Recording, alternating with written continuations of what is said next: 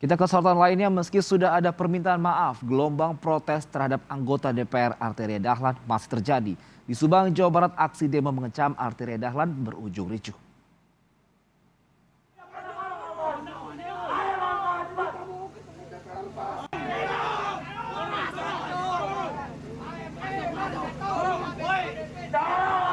Masa gabungan dari mahasiswa dan berbagai elemen masyarakat Subang yang mendesak masuk ke dalam gedung kantor bupati, menjebol barikade dan mengakibatkan kaca pintu masuk pecah.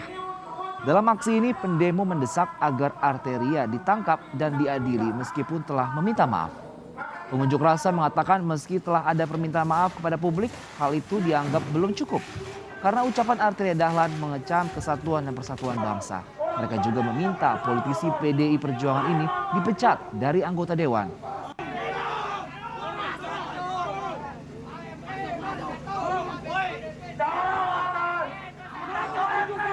Setelah pendemo berhasil diminta mundur dari pintu masuk kantor Bupati Subang, petugas Satpol PP dibantu polisi membersihkan kaca di bagian pintu masuk yang pecah akibat dorongan para pendemo. Dalam aksinya ini, para pendemo juga mendatangi kantor DPRD Subang untuk memprotes pernyataan anggota Komisi 3 Arteria Dahlan soal penggunaan bahasa Sunda dalam rapat di DPR.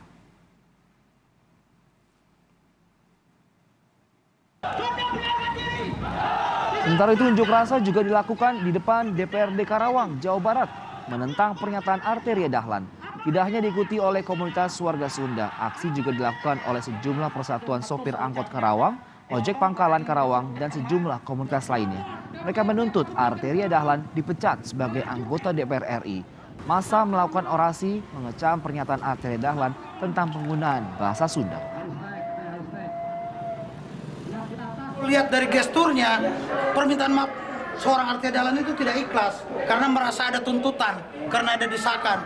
Maka tuntutan kita beralih, bukan permintaan maaf lagi, tapi menuntut seorang Arteria Dahlan dipenjara di proses hukum dan dipecat jadi anggota dewan. Kenapa? Karena kita secara hukum ini sudah deliknya sudah cukup bahwa seorang Arteria Dahlan menyampaikan hoaks.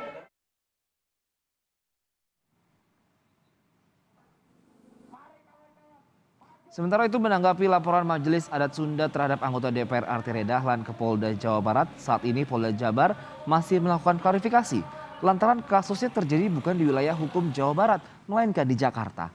Namun Polda Jabar saat ini sudah menerima laporan dari masyarakat adat Sunda.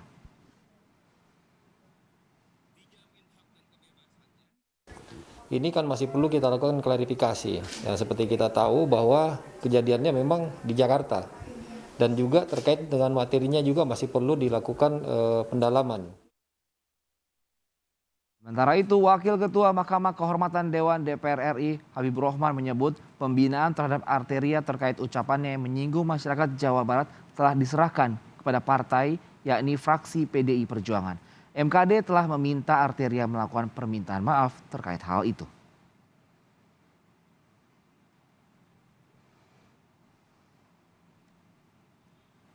Pimpinan fraksi PDIP dan selanjutnya yang bersangkutan sudah minta maaf. Untuk selanjutnya persoalan pembinaan Arteria akan dilakukan langsung oleh fraksi PDIP.